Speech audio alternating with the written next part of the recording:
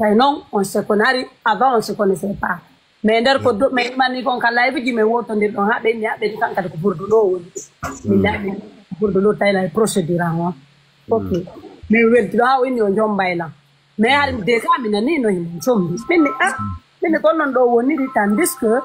min nani an jombi innalan an jomba min lemi do andi da jombi da mari bibbe oni no wo kanko e be nguma ko be sedino minni minni awa mais woni non parce que mi holi pourquoi mi holani kanko e be nguma ko be sedi appartement ko woni donc kanko tu woni be nguma ko fere woni bibbe mum be mo way woni gol do 2 semaines nanda comment il gère les choses mais ala mo yidu de be nguma ok mi holi woni non ha men weldi be yidi diri tay faade joni ko woni wo men c'est que ko menen jindi tata do ay so ya ay golle ko menen dido pour te dire tay modi gigol na ti ka berni ko am fait merci woni non ha andi hunde c'est tay ton ko réalité sul musulmu yalta lay yewti ya gore makko be approche gore be ambe yewti be ni wo min lan détruise de dewgal kanabaro ngal après woni hewti ne la min mi détruise dewgal kanabaro min mi do andi way wonna no mo jombi mo mari be tatu ka nayo kam mais mi anda hari be wonde no ko goto parce que kanko to woni fer woni ha mi landi mo asini woni way na jombi la mari be tato nayo mais comme juldo ça m'empêche pas d'épouser 4 femmes ou 3 femmes mais non moi je fonctionne pas comme ça mi do jabi hala mo lagine lando ma hala mo ville go lando mais ville goto ni mi wawata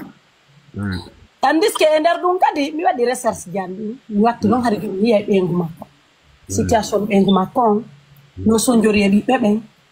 no horori tandis que mi yimo ko debbo labado ko debbo darido mais ça sondike alettike yalta yema pellet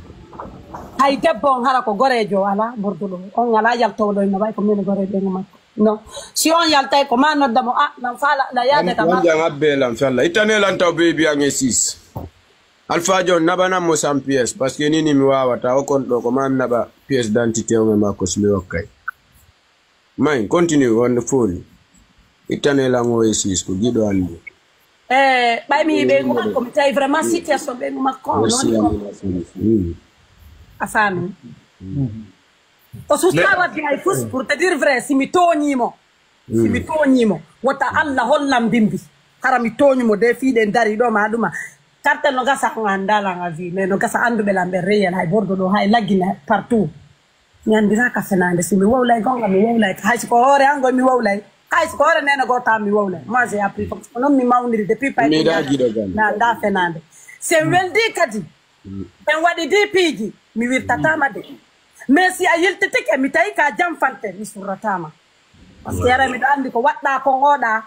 a wado yaylan joni parce que arno parti a wadda goddo go donc pourquoi en habitu hayari to kadi c'est que tu as intention quelque chose e woniri non ha tay joni mo fala force piji di mais tay mi fanki don parce que fewta goddo karma ina mi fala kama jokki hajo min mi yaay mi gollo ya o restaurant mi wadayno bale mi golli don haali hebi ko mi débrouillon mi yeya yeyi don ha hebi mi tay joni mi adday cionci buino ande don yeya basin ok si mi naba ko duma mi nabata orange money mi nabata mbon bon tay la jogiti 2500 india tay auto makombo ni ko livraison wata man auto danen ko ndo boni on dila il faut ni on milan on hatto ni do des jeunes irsan on fala ya rendre en service mbudu ni 4000 ni ni be taki do 4000 de ni mais comme jogiti do ko kadi ko fi programme fi tonti parce que Thailand doit préparer nade fi souma yo adugol tonti 7 ans mine ko fi tonti on no nyawla mi jonnete mi jonnete o dum no la que kala ko woni ko dole en fait ko holla talan hay min ko woni wo ko dole min mi jonnete si min mi jonte min awa o ari do o Thailand do woni mo wela wonne mo nyaani après andi taw mi explicante woni taw ko honno men andi diri ha men habi men yaro e question ko kay salanda to lan ko wa etu non tiyewtu don tum may merci o ñami do mi konti 2500 50 euros 50 hati mi 2500 il faut que tu non nabugol fi market yango mi jonne mo mo yeyo e jungo be nguma ko na das ko 1500 do katni yani jip wal ngalo jogiti ngal ko ma ko boni ko occasion do ngal men hal mini sa golli rembourse merda market yango ni no te ke pa handi min ma mi jonni tete ni o c'est que o jonna kalan tan hay si min mi est c'est que netto no mi yidi mono il veut commander si on commande ta ko il devient fou c'est un narcissique pour moi c'est un narcissique en fait ko dum mi continue parce que o famo de tak ok woni ha suma yo mai mi landi ci mo yandi mi sekki un jour huɓɓi no live arɗa toon deuxième jour o huɓɓiɗi live aduna demande o ƴetteno la merci beaucoup ok ɓay woni ha min waddiri noon fi mboɗɗi min momi hetta e mbuɗi hande mini par ce que kami ari ɗo mbiɗa andi a wallitakilan hay fus fi commerçant on mi landinoma service a jaɓali hare le anda gollude min mi ala gollude donc mi fuɗɗike gollugol mi heeɓi mbuɗi anni mo jogiti on vocal mo wawi mo juinande kala mo faala kamin waddi ɗon kon min wowli min ni sa jonta la mbuɗɗin min mi hollita assistant nanno o woni sa hollitiɓe mi yahay min naɓe donno histoire ma on ko fenade mi yahay mi démanti sa histoire ma on perda kaydi ma ndin et puis de toute façon min nayi ɓe tu n'es pas mineur min ni ok min ni problème ala min ni nden joni lan habbi ɗon moman taw ko min wondi nokku goto mi susta yettugole goɗɗo téléphone kala nodduɗo lan o jaɓay téléphone an o bloca mo contrôle lande A plus Z ɓawo tawi joni mi ɗum anni ke mo fi affaire mbuɗi andi mi décidi min kadi mi hettay par ce que hikka mi yeeyali mi addali suuma e conci mi addali ka dontin ɗo conci par ce que mi joytaki o jonta Allah mbuɗi andi ok min sa jonta Allah mbuɗi min mi hewtay kasisaɓe ɓe mi yew hewtade de toute façon hay sa yeeyi ton ala droit yeeyi goɗɗo addugol ɗo piiji yeeya donc min kay lama hokkude probléme har mi huuli noni huluɗo joni nde a ɓernayna yow wowla nde a ɓernaynata yow wowla par ce que o piilan 2 fois saka 3e fois min ni mo taw mi accata mbiɗo jogiti woni o piilan o barminilan ɗo de kattinde ɗo ƴiƴanɗan fof no suddi photo ji ɗin fof assistant ɓe amɓe mi jogiti e ka koyɗe ɗuma fop mo andi ɗum ɗon fof ko simi yewtide goɗɗo min oɗo wano o fiancé jon o faalaɗo lan jompude sifnin piiji o supportata goɗɗo noddalan téléphone o supportata téléphone an on sona il me contrôle A plus B téléphone janni fof mo waɗi écoute mi susta wontude e goɗɗo il sait tout ce que mo andi kala ko woni feƴƴude an min ni markata min na ngaddilan e roppu ɗo na gorko lumbinilan e roppu ɗo mi ari ɗo de min la ngandi ko addilan do nena mayi baba mayi je suis venu pour me battre bilan ango wiide do la vérité cette femme c'est poppore nene ma bi poppore an on to wonno da bi soltere uttunu nene ma windude dum ka der pobe nene e bledar mimi non ko e bido robeli si mi robela ko bi solido ko do binela ga life parce que ande mi beway ala sadaka nugol mi beway asi beway wala doy ha o do gayna on ngo windanta ka commentaire lega ko mi landimo ko mo hala ni ami tatamo modérateur ko ina do ni ko obi poppore nene ma windugol lu yo bi soltere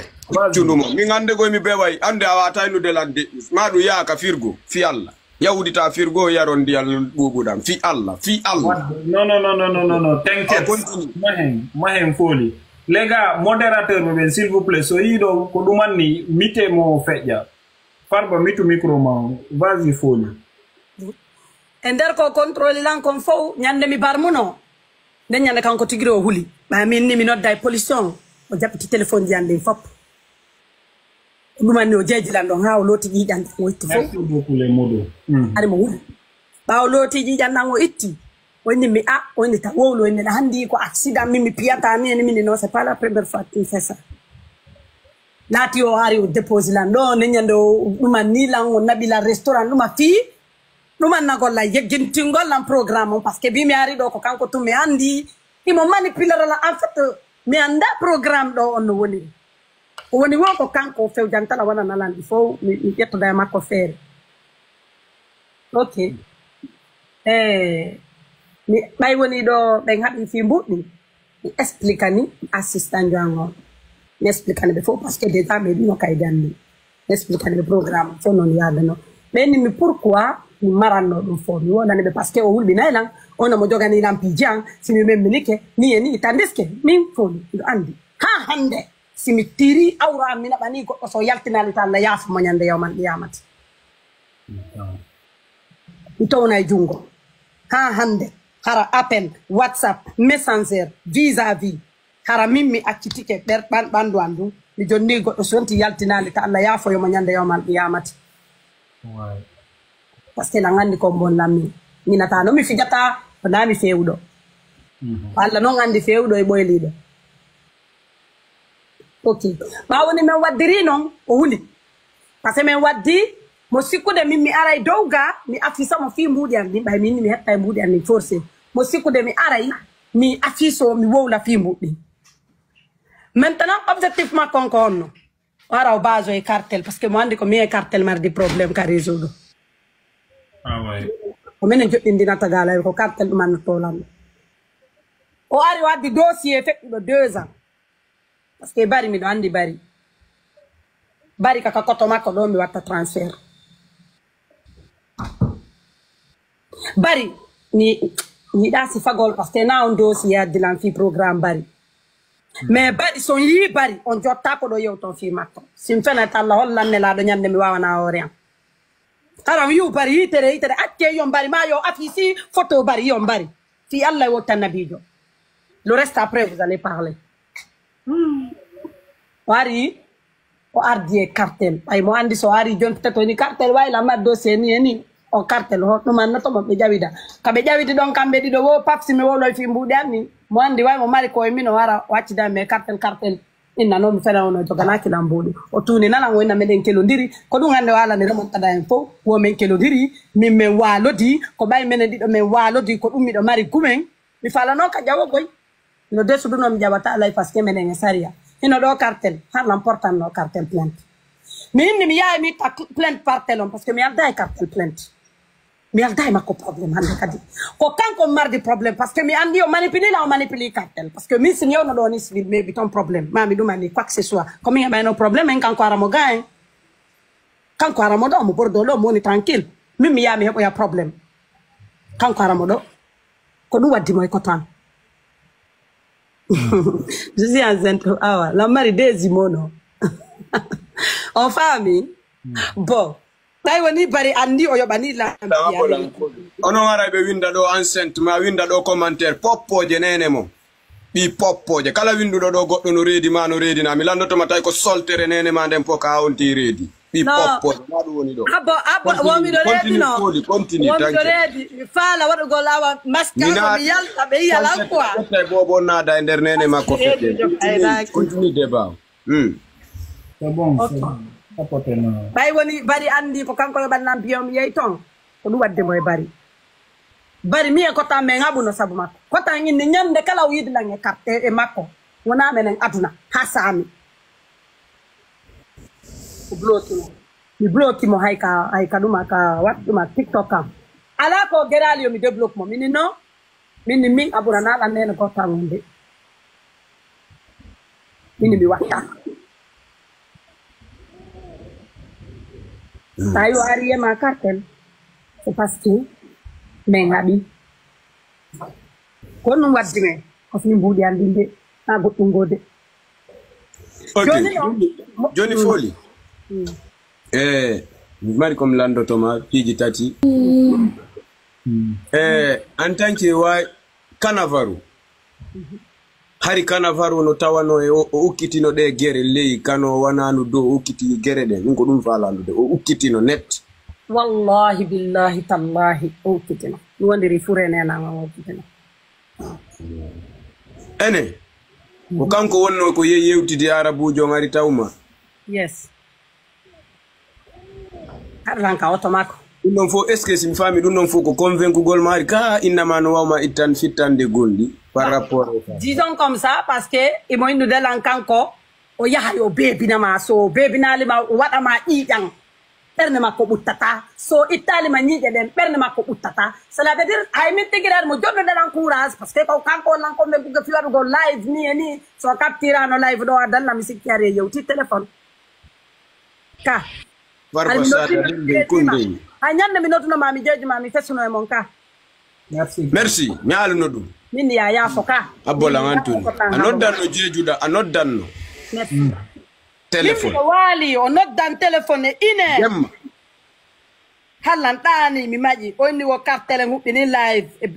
ɓe popputude nene ma an e grand jon mi hawti huɓɓini live mini mi jeeja cartel ko mi jeeji mo ko fof ha mi wulla e makko donc o ridiculise lan woni tapote live har mi woni ra wadde live de kon tan mi huɓɓini live min ha hande hay live affaire hasard mi yahata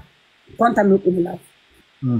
waddallan capture kala ko woni noon hande kadi joni tawi mo yewtalan tun ko feɗata wo wayi ko ni e ni woni doggirde ton ko ni e ni a huɓɓinayno live tun wara waɗa research a andi sa naati tiktok a waɗi research cartel a ndaara e live o ara natale nder live o ko noon go waɗirayno andi no min ngabbola andi no min ngande Cannavaro depuis ukkondire ngande Cannavaro ƴeɗɗa appuyal invitation ngari ka live am o watta parce que mo andi mo wodde ley donc o yata o jawanama toon de o wola goɗɗum a faami par ce que mo andi o yewti fu micro gonko mi yirunoma ka police national ko micro ɓe ɗiɗo yo suuɗi gotum tawi ɓe ganda ko honno kum branchirte par ce que ɗa nder yitango yitango min dande no fanɗi simi wolini seeɗani voan o yaay complètement o yewo sooditi deuxiéme hukum ɗum ɗon mi wonno yennirde ko kanko soodi kum mi finita Allah koran ko mi ɗaɓɓata aduna e laakara miɗo mari bandiraɓe simi toñimo yo Allah yiltu e maɓɓe direct donc simi daari hanko musuma ko tawde kon oɗon neɗɗo iɗo wonduno en tant que en couple en fait e naɓi donc tawata hande kadi kanko o yiltoto o arta joni o yiltito e farba pourtant himo andi way ko kanko wonnoma duñude yam exactement par ce que mi andina neɗɗo moƴƴo ko waɗi lanɗon o waɗoyte kadi o waɗinoma déjà yan so yiltitike ma kadi donc ko tour fof c'est ça nanunɗuɗa en fait windanelan bewre ka commentaire parce que fiyon e Alpha John mene men invituno ɗo Cannavaro o wawano arde ɗo yewɓino e live mo andi le ka tufunde ɗo peji ɗin fof ko ɗo woni feƴƴude o ari o démenti si hay kami noddi ɗon granjo mo nodduno on wonɗo on e Espagne fi organise gol yangol malan jogiti on enregistrement ɗo komi nanditi ɗon granjo ya awa hande kadi ko hande kanko o yewtide arabu o yewtide wonɓe Espagne toujours e joni noon ɗum ɗon fof kono mi yano Cannavaro résultat o yewtuduno haye jeune ɓe Bordeaux ɗo donc o inni wo min nami minére donc pourquoi mi inni lan e suudu mi wata yaltude avant je sortais parce que j'avais confiance en lui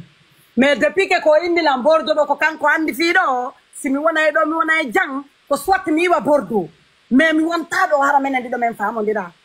miɗo jogiti on ɗuma kadi ko wonani lan ɗon o woni lan kambande ɗo foppo lan jogiti o inni mi wonata ɗo wona ɗo ɗum wona e jang impossible ko kanko woni neni on baba Europe ɗo o inni ko soit mi yiwa ɗo few soit minen ɗiɗo men hiida ka mi fenani mo min mi awa lendi mais j'ai peur mi watani mi yaltugol ɗo men yiida la mari rendez-vous le 10 à police min yasitame a mais yadito parce que ɓe andi programme de début à la fin donc min mi alda ande kadi e goto probléme mais ko kanko par ce que ko kanko puusilan yoɓani mi biye naɓu gollan ena mbara min mi anda sa déplace ke a yani goɗɗo comme a le probléme ou bien quoi que ce soit je sais pas parce que min heɓali komi ari mais kanko woni buymo ɗo